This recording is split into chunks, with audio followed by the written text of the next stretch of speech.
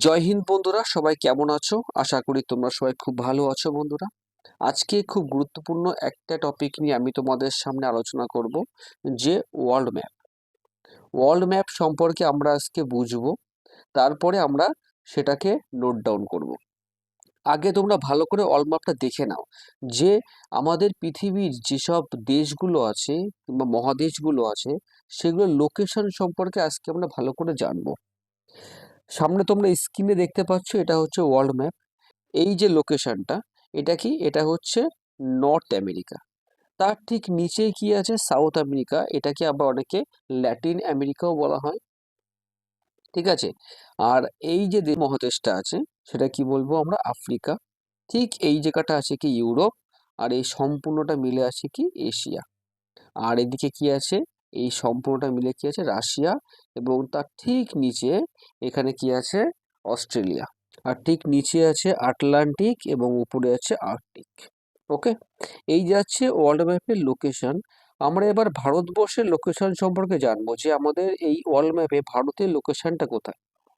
Location জানার আগে বন্ধুরা, যে লোকেশন আমরা কিভাবে নির্ধারিত করি, ঠিক যদি একটু তোমাদের সামনে জুম করি, তাহলে তোমরা এখানে দেখতে পাচ্ছ যে ইকুয়েটার। এই যে ইকুয়েটার, এর মান কত আছে? 0 ডিগ্রি। ইকুয়েটারের মান কত? 0 ডিগ্রি। এটা একদম মাঝ বরাবর যাচ্ছে। ওকে, আর এই একটা রেখা দেখতে পাচ্ছ, এইটা হচ্ছে কি? এটা হচ্ছে আমাদের মূল মধ্যরেখা। এই রেখাগুলো সম্পূর্ণই কাল্পনিক, বাস্তবে এদের কোনো অস্তিত্ব নেই। এদের কাজ কি? এদের হচ্ছে কোনো একটা স্থানের লোকেশন সম্পর্কে জানতে, কি জানতে? লোকেশন সম্পর্কে জানতে আমাদেরকে সহযোগিতা করে।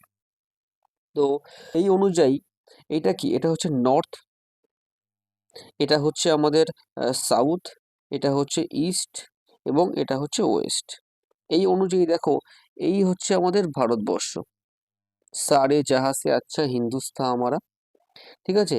তো এই ভারতবর্ষ দেখো, আমাদের ওয়ার্ল্ডের দিক থেকে কিন্তু উত্তর এবং পূর্ব, এই হচ্ছে উত্তর এবং এই হচ্ছে পূর্ব, অর্থাৎ নর্থ ইস্ট হেমিস্ফিয়ার অবস্থিত, অর্থাৎ উত্তর পূর্ব গোলার্ধে অবস্থিত, ঠিক আছে। এখান থেকে এই কোশ্চেনটা অবশ্যই এক্সামের দিক থেকে খুব ইম্পর্টেন্ট, যে ওয়ার্ল্ড ম্যাপে ভারতের অবস্থান কি আছে? উত্তর পূর্ব গোলার্ধে আছে। ওকে, এই হচ্ছে আমাদের ভারতবর্ষ। সারে জাহাঁ সে আচ্ছা হিন্দুস্তান আমারা, দেখলে একদম মনটা শান্ত হয়ে যায়। এই ভারতবর্ষের এই সাইডটাতে দেখো, এখানে কি আছে? এটা হচ্ছে আরবিয়ান সি। ওকে, আর এই পাশে কি আছে? বে অফ বেঙ্গল। আর ঠিক নিচের যে পাশটা আছে, এখানে কি আছে? আমাদের ইন্ডিয়ান ওশিয়ান বা ভারত মহাসাগর আছে। ওকে, এই প্রত্যেকটা স্টেট, এগুলোকে কি বলা হয়? যে উপকূলীয় স্টেট, অর্থাৎ এইগুলো কিন্তু সমুদ্রের সাথে সম্পর্কিত আছে। এদের যে বাউন্ডারি, এগুলো কিন্তু প্রত্যেকটা কি করে? যে সমুদ্রের সাথে সম্পর্কিত আছে। আর উপরের যেসব স্টেটগুলো আছে, সেইগুলো বিভিন্ন দেশের সাথে বাউন্ডারি শেয়ার করে।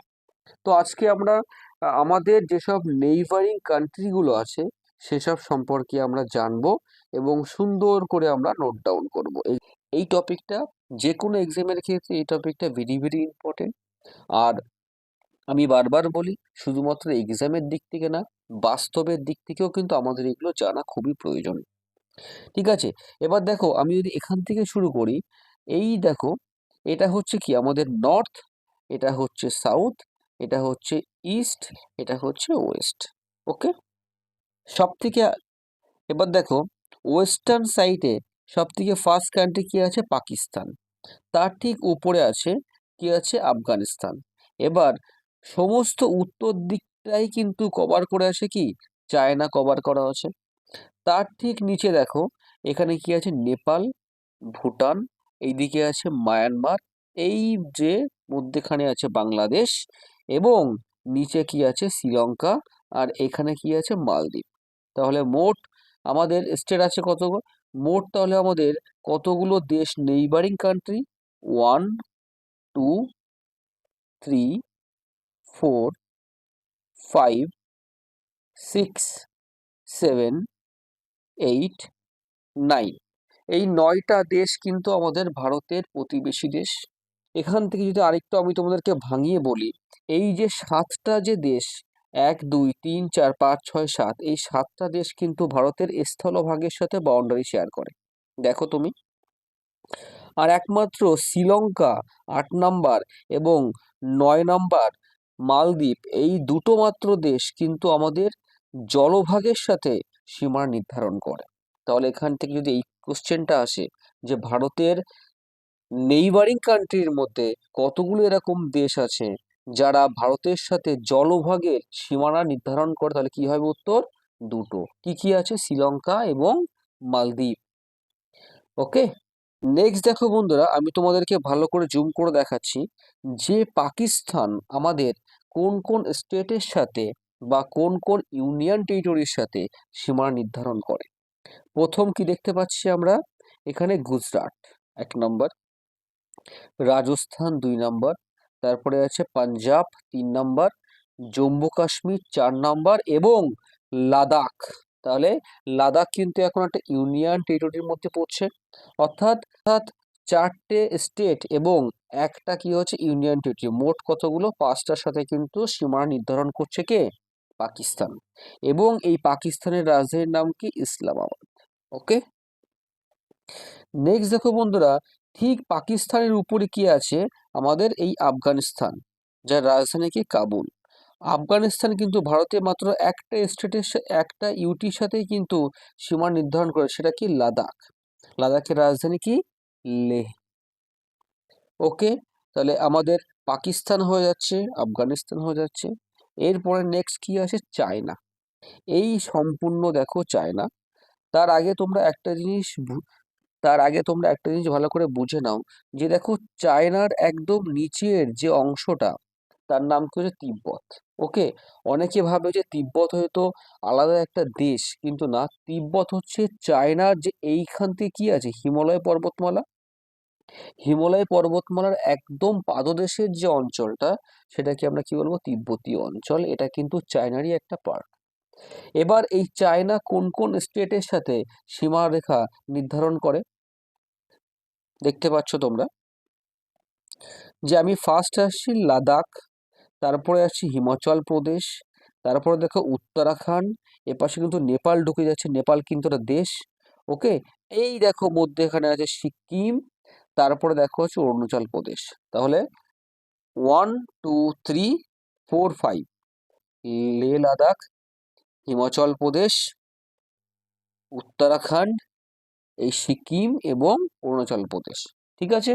এখান থেকে আসতে পারে যে চায়না কতগুলো স্টেটের সাথে সীমা নির্ধারণ করে? উত্তর কি হবে? 5টা। ওকে। এইবার আমি আসছি যে নেপাল। ওকে। নেপালের বন্ধুর রাজধানীর নাম কি? আমরা সবাই জানি নেপাল রাজধানীর নাম কি? এই দেখো কাঠমান্ডু। ওকে। এই যাচ্ছে আমাদের নেপালের বাউন্ডারি যাচ্ছে। নেপাল কি একদম হিমালয়ে অবস্থিত। ওকে। এবার দেখো নেপালের সাথে ফার্স্টেই দেখো উত্তরাখণ্ড, তারপর দেখো উত্তরপ্রদেশ, বিহার, আর অবশ্যই অবশ্যই করে সিকিম আছে। আর যদি তোমরা একটু খেয়াল করো, তোমাদেরকে আমি আরেকটু জুম করে দেখাচ্ছি, একটু খেয়াল করো, দেখো এখানে ওয়েস্ট বেঙ্গলের সাথে কিন্তু সীমানা নির্ধারণ করছে। এই দেখো ওয়েস্ট বেঙ্গলের সাথে। তাহলে মোট আমাদের কতগুলো স্টেট হচ্ছে? 1 নম্বর হচ্ছে কি আমাদের? উত্তরাখণ্ড, 2 নম্বর হচ্ছে উত্তরপ্রদেশ, 3 নম্বর হচ্ছে বিহার, 4 নম্বর হচ্ছে ওয়েস্ট বেঙ্গল এবং 5 নম্বর কি হচ্ছে? সিকিম। ফলো কিন্তু আমাদের 5টা স্টেটের সাথে বাউন্ডারি শেয়ার করছে। ওকে। নেক্সট বন্ধুরা আমি আসছি ভুটান। এই যে হচ্ছে ভুটানের লোকেশন। এই ভুটানকে আমরা কি বজ্রপাতের দেশও বলি এবং তার রাজধানী কি? থিম্পু। এবার দেখছি যে ভুটান কতগুলো রাজ্যের সাথে সীমা নির্ধারিত করছে। একদম প্রথমে আমি আসবো কি? সিকিম, তারপরে দেখো ওয়েস্ট বেঙ্গল আসে। এই যে ওয়েস্ট বেঙ্গলের বর্ডারটা কিন্তু শেয়ার করছে, তাহলে আমাদের দুটো হয়ে যাচ্ছে। আর এই যে অংশটা পুরোটাই কি? পুরোটাই হচ্ছে আসাম। তাহলে আসামের সাথে অবশ্যই বাউন্ডারি শেয়ার করছে। আর এই অংশটা কি বললাম? এটা হচ্ছে আমাদের অরুণাচল প্রদেশ। তাহলে এখানে দেখো 1 2 3 4 ভুটান কিন্তু আমাদের 4টে স্টেটের সাথে আন্তর্জাতিক সীমানা নির্ধারণ করছে। এবার দেখো, এবার আমি আসছি যে মায়ানমার, ঠিক আছে। এবার আমি আসছি মায়ানমার, যে মায়ানমার কতগুলো স্টেটের সাথে সীমা নির্ধারণ করছে একটু ভালো করে দেখে নাও। এই যাচ্ছে মায়ানমার, মায়ানমারের রাজধানীর নাম কি? নেপিটো। মায়ানমারকে কিন্তু আগে বার্মা বলে ডাকা হতো, কি বলা হতো?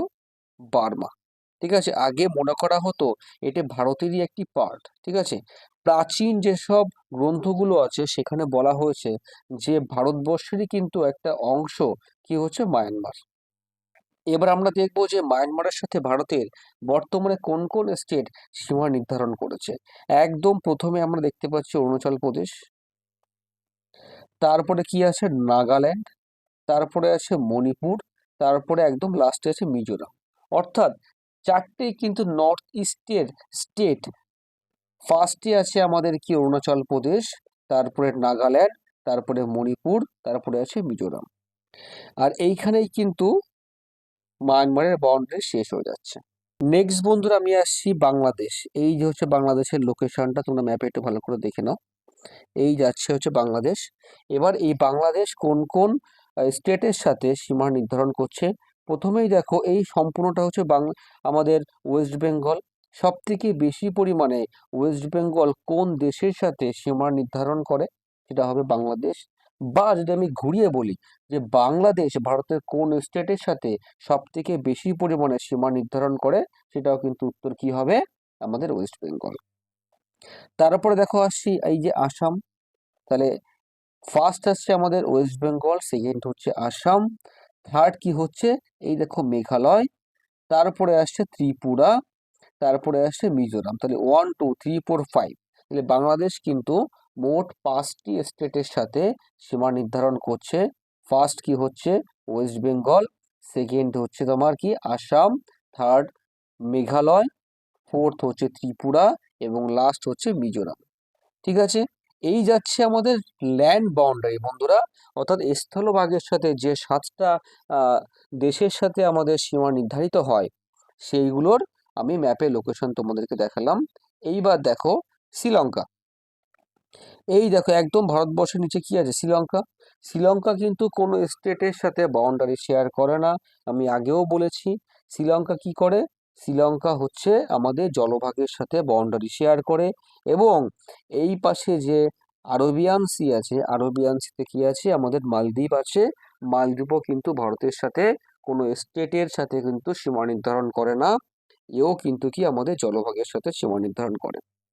এই যাচ্ছে আমাদের সম্পূর্ণ ম্যাপের লোকেশন আর কিছু ইম্পর্টেন্ট ইনফরমেশন যেটা আমি তোমাদেরকে দিলাম। যদি তোমাদের ভালো লাগে অবশ্যই করে ভিডিওটা লাইক করে দিও আর বন্ধুদের মধ্যে শেয়ার করে দিও। আমি এরকম ধরনের আরও তোমাদের ভিডিও আনবো যেগুলো এক্সামের দিক থেকে ভেরি ভেরি ইম্পর্টেন্ট, এক্সামের দিক থেকে ভেরি ভেরি ইম্পর্টেন্ট, ঠিক আছে। এইগুলো তোমাদের জানা খুবই দরকার। কারণ ম্যাপ সম্পর্কিত যদি কোনো কোশ্চেন এসে থাকে তাহলে তুমি মুখস্থ করে কখনোই পারবে না। ম্যাপটা তোমাকে ভালোভাবে না দেখে তুমি কখনোই উত্তর করতে পারবে না, ঠিক আছে। আর ভূগোল এমন একটা বিষয় যেখানে তোমার মুখস্থ বিদ্যা একদম কাজে দেবে না, তোমাকে আগে ম্যাপ দেখে বুঝতে হবে, ম্যাপ প্র্যাকটিস করতে হবে, তবেই তুমি এখানে সাকসেসফুল হবে। ঠিক আছে বন্ধুরা, আপাতত এই পর্যন্ত। জয় হিন্দ, জয় ভারত।